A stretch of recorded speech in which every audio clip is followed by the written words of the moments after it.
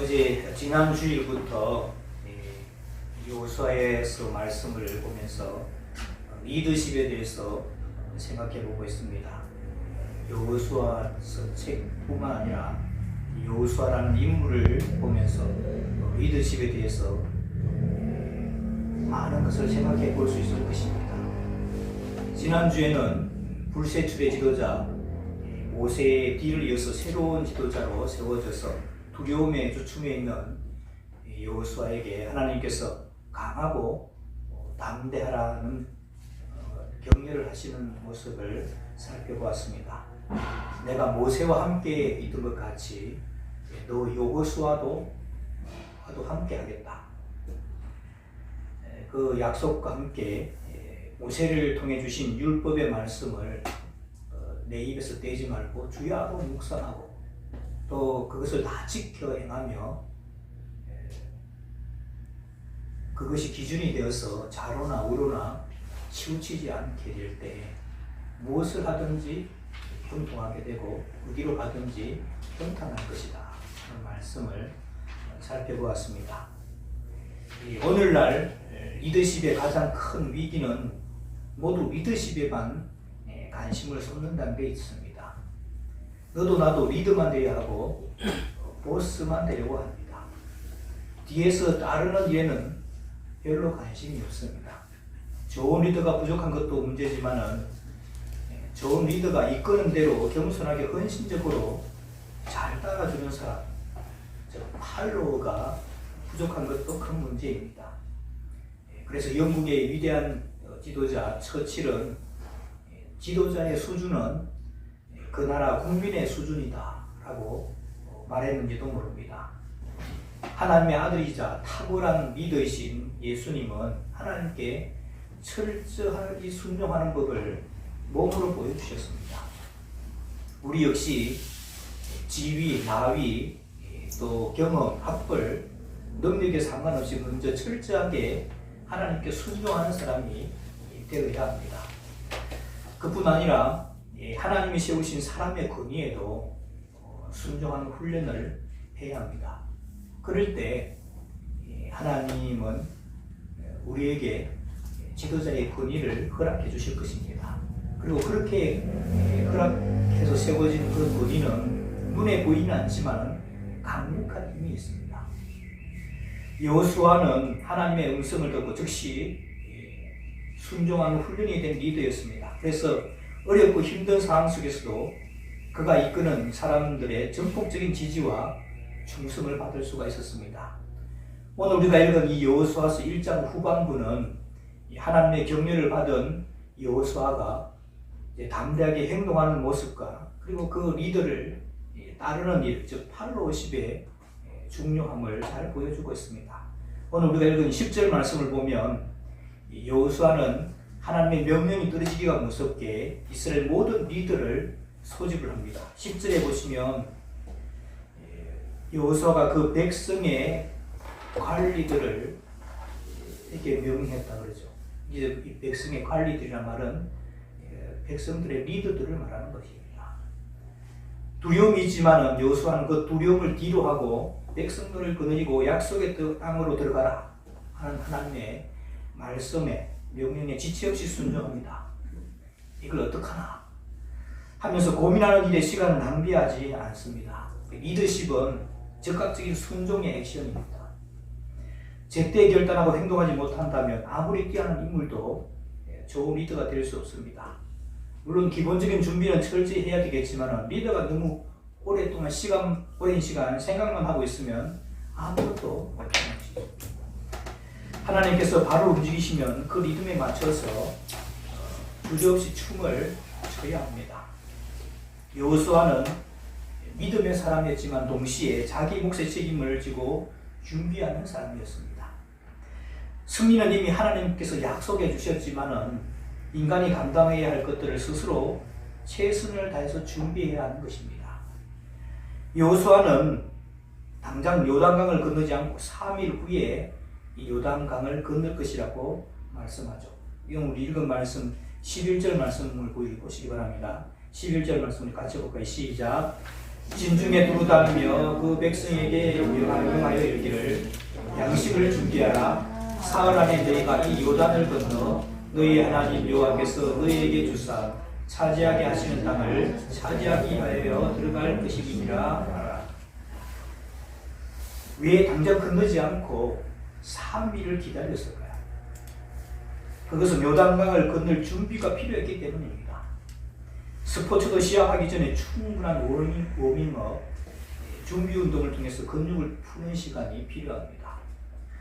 전쟁도 마찬가지입니다. 그리고 사업이나 목회도 마찬가지겠죠. 앞으로 나아가기 위해서는 충분한 준비가 반드시 필요합니다. 그렇다면 이스라엘 백성들에게 구체적으로 어떤 준비가 필요했을까요? 첫째는 현실적인 준비가 필요했습니다.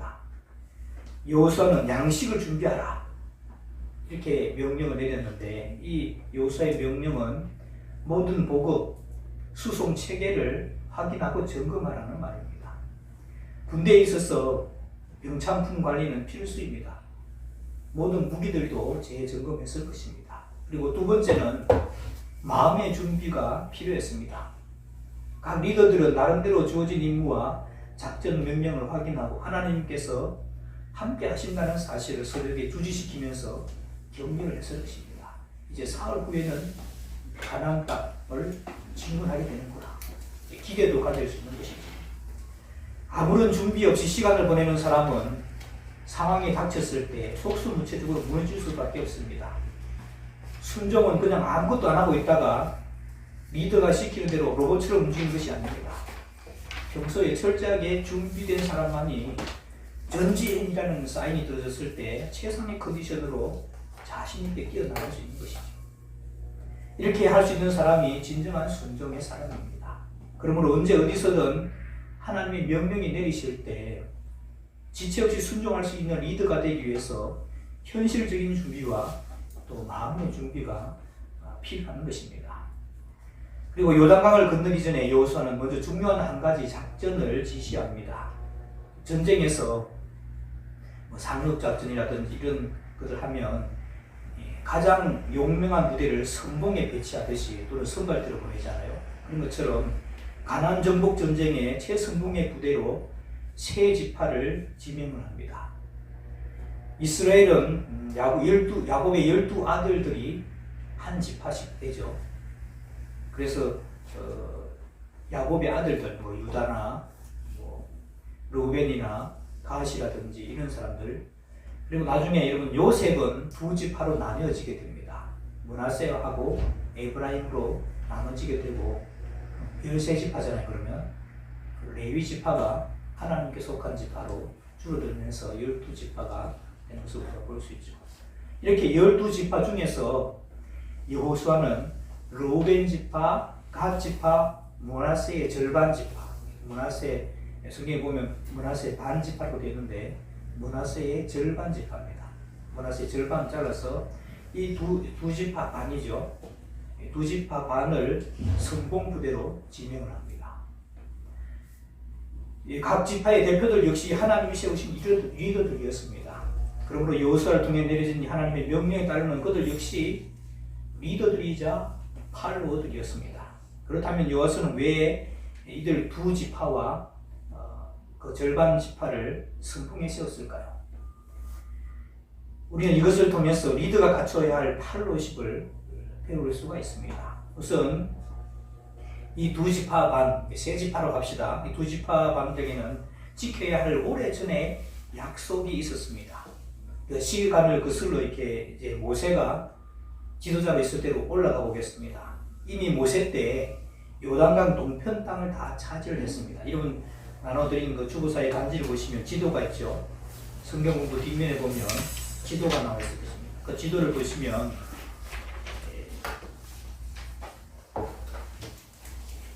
이 중간쯤 지도 중간 위에 좀 보시면 갈릴리 바다라고 감자 같은 게 있죠. 감자 같은 게 이게 갈릴리 바다입니다. 그리고 밑에 길쭉하게 고구마처럼 이렇게 파랗게 되어 있는 그게 염해 되어 있는데 우리가 알기로는 사해입니다. 사해. 그리고 그 감자하고 고구마를 쭉 연결하면 좀 보이진 않지만은 그게 강이 흐르죠. 그 강이 요단강입니다. 그래서 요단강 건너가 만나리 막 그런 우리 찬양도 있잖아요. 그래서 갈릴리 호수하고 사해 염해 사이를 흐르는 강이 요단강입니다. 그래서 이 요단강 동편 땅을 모세 때 이미 점령을 했어요. 이 땅도 역시 가나안 땅입니다. 그래가지고 그 땅을 차지했는데 이때 이 르우벤 지파, 갓 지파 이 사람들은 가축들이 너무 많은 거예요. 가축들이 많아서 이것들을 다 데리고 강을 건너가기가 쉽지가 않은 것이죠. 그래서 이 두 지파하고 므낫세 지파의 절반이 와서 모세에게 제안을 합니다. 이미 점령한 이 요단강 동편 땅을 우리 두 지파 반에게 나눠주십시오. 그렇게 했습니다. 그랬더니 이 말을 듣는 모세가 화를 냅니다. 왜냐하면 아직 요단강 서편 땅은 이게 이제 원래 가나안 땅의 본토죠. 요단강 서편 땅은 아직 점령도 하지 못했는데 자기들 지파만 편하게 땅을 차지하고 안주하려고 했기 때문에 그렇습니다. 나머지 9지파 반은 또 어떻게 하라는 것이냐 하는 것이죠. 그러자 이 세 지파, 두 지파 반이죠. 세 지파를 하겠습니다. 세 지파가 절충안을 내놓습니다. 만약 자기네 지파가 여자들하고 가축들하고 어린아이들이 요단강 동편에서 땅을 차지하고 여기서 살 수 있으면 우리 남자들은 요단강을 건너가서 제일 선봉에서 싸움을 하겠습니다. 선봉에 서서 싸움을 하겠습니다. 그리고 요단강 서편에서 땅을 차지한 그 땅들은 우리에게 아무 기업이 없습니다. 우리는 이미 요단강 동편에서 땅을 기업으로 차지했기 때문에 전쟁만 하고 형제들이 다 땅을 나눌 때 그때 우리는 다시 되돌아와서 우리의 본래에 가지고 있는 요단강 동편 땅만 차지하겠습니다 하는 제안을 합니다. 그 제안을 딱 들어보니까 모세도 괜찮거든요. 그렇게 해서 그렇게 하라고 약속을 하는 겁니다. 모세 때 이미 약속을 하고 요단강 동편 땅을 자 봅시다. 르우벤 지파 밑에 이름 보시면 밑에 있죠. 르우벤 지파, 갓 지파 그리고 저 북쪽에 므낫세 절반 지파 위치도 이름 대충 알아놓으세요. 르우벤 지파, 갓 지파, 므낫세 절반 지파가 이 요단강 동편 땅을 자기들의 기업으로 차지를 하는 것입니다. 여호수아는 이 사실을 두 지파, 절반 지파에게 와서 상기시키고 있는 겁니다. 그래서 이 약속을 여러분 아무리 지키거나 힘들거나 오래 지났어도 꼭 지켜야 하는 것이죠. 약속은 지켜야 하는 겁니다. 우리 이 인류의 이 사회는 약속으로 이루어져 있죠. 약속으로 이루어졌습니다. 그래서 늘 말씀드리는데 우리 인격을 끌 수 있는 줄은 두 가지 줄이 있습니다. 첫 번째가 약속의 줄, 그리고 두 번째가 사랑의 줄이죠. 그래서 우리가 11시부터 오늘 이렇게 예배 드립니다 하고 약속되어졌기 때문에 그 약속의 줄에 끌려서 이제 예배자에 참석하는 거죠. 그리고 사랑의 줄. 그러니까 예수님을 믿으면 그 예수님의 사랑이 우리를 감건하는 겁니다. 그래서 예배 드리러 하나님 앞에 나와서 감사함으로 사랑함으로 예배 드리는 겁니다. 인격을 끌 수 있는 줄은 이 두 가지 줄밖에 없어요. 근데 이 두 가지 줄 외에 힘을 쓰다든지 완력을 쓰다든지 이거는 비인격적으로 대하는 것이죠. 그래서 하나님께서 늘 언제든지 약속을 하십니다. 성경 속에서는 우리 이렇게 왜 약속이 많으냐? 구약, 신약, 그 약속이 이렇게 많잖아요. 그것은 하나님께서 우리를 인격적으로 대우하신다는 것입니다. 타락한 이후에도 하나님께서는 우리를 늘 인격적으로 대우하십니다. 그래서 이런 약속은 반드시 지켜야 하는 겁니다. 리더였던 다윗도 이렇게 고백합니다. 시편 116편 18절 말씀에 내가 여호와의 모든 백성 앞에서 나의 소원을 여호와께 갚을지라. 하나님은 반드시 약속을 지키시는 분이십니다. 그리고 우리는 하나님을 따르는 하나님의 백성들이죠. 따라서 하나님의 팔로워들, 하나님의 백성들 역시 아무리 어렵고 상황이 어렵더라도 힘들더라도 반드시 약속을 기억하고 지켜야 합니다. 그리고 또 두 번째 우리가 여기서 배워야 할 것은 특권에는 그만한 책임이 따른다는 사실입니다. 르우벤 지파, 갓 지파, 므낫세 절반 지파는 이스라엘 다른 지파들과는 달리 요단강 동편에서 땅을 이미 차지를 했습니다. 특권이죠. 기업으로 분배받았기 때문에 이미 기업으로 받아서 이렇게 마음의 부담도 없었을 것입니다. 그러나 특권은 아무 대가 없이 주어지는 것이 아닙니다. 이제 그들은 다른 지파들과 함께 그것도 최선봉에 서서 가나안 서편 땅을 정복하는 일에 앞장서서 감당을 해야 했습니다. 여러분, 노블리스 오블리제라는 말이 있습니다. 들어보셨죠? 특권층은 많이 누리잖아요. 특권층은 많이 누리는 것만큼 그에 따른 의무를 감당해야 한다는 그런 의미입니다. 영국의 캠브리지 대학교나 옥스포드 대학교에 가보면 나라에 전쟁이 났을 때 제일 먼저 전쟁터로 나가서 목숨을 바친 동문들의 사진들이 많이 걸려있다고 합니다. 그들에게는 이게 이제 학교의 자랑이고 가문의 자랑입니다. 평소에는 남보다 많은 것을 누리는 것 같아도 국가가 위기에 처하게 되면 가장 먼저 달려가서 목숨을 던지는 불꽃 같은 책임감이 그들에게 있었던 것입니다. 이것이 바로 영국의 귀족 문화가 오랜 세월 존속될 수 있었던 이유입니다. 특권만 주장하고 책임은 회피한다면 이미 리더의 자격을 상실하는 것이죠. 그리고 여호수아가 이들 세 지파에게 또 강력히 권고한 또 다른 메시지는 공동체 의식입니다. 오늘 우리 이걸 말씀 13절 말씀 같이 볼까요? 13절 말씀.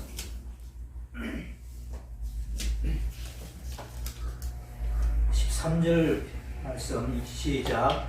여호와의 종 모세가 너희에게 명령하여 이르기를 너희 하나님 여호와께서 너희에게 안식을 주시며 너희 땅을 너희에게 주시려 하였나니 너희는 그 말을 기억하라. 그 다음에 14절 15절도 같이 보죠. 시작.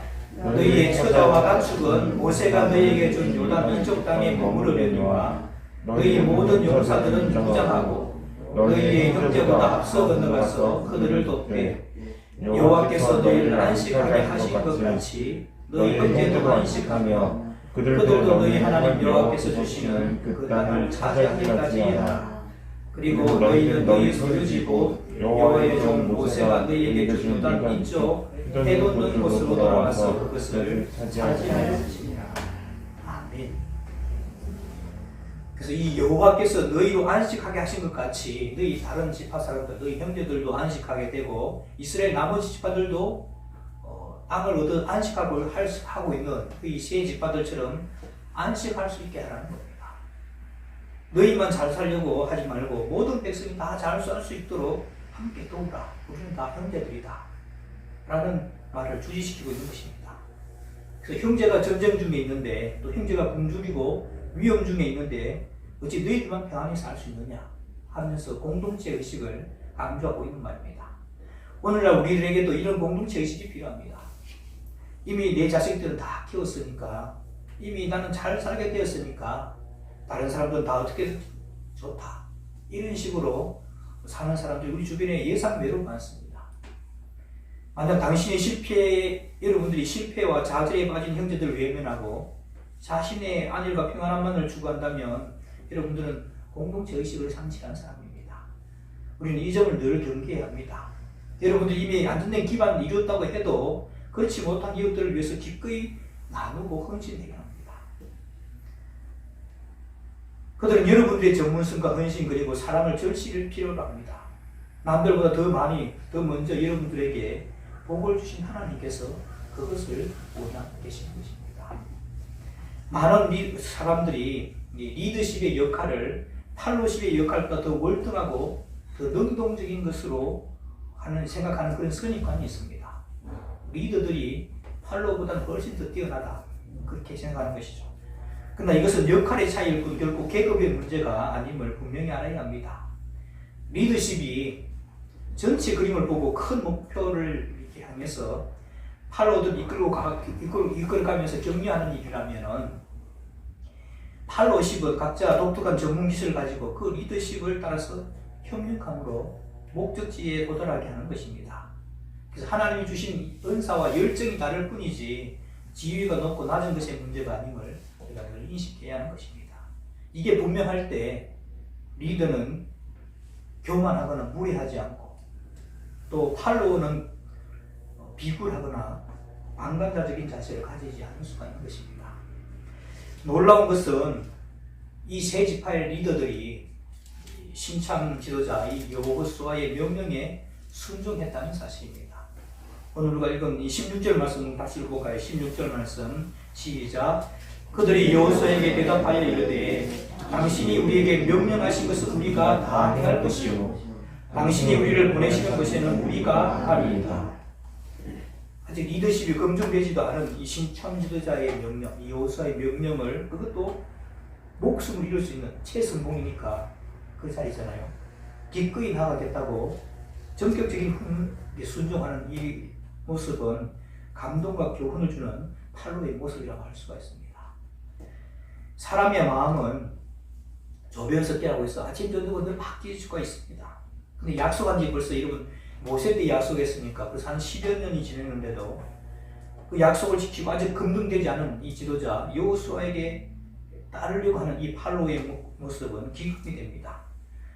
팔로워는 여러분 리더가 유능하기 때문에 그를 맹목적으로 따라주는 것이 결코 아닙니다. 부족한 점이 있다 하더라도 리더는 하나님의 뜻이 있어서 위에 세워준 그 리이기 때문에 팔로워는 마땅히 그에게 순종해야 하는 것이죠. 리더에게는 순종하는 것이 곧 하나님을 기쁘시게 하는 것이다 하는 것을 이렇게 가지고 있는 생각을 가지고 있는 겁니다.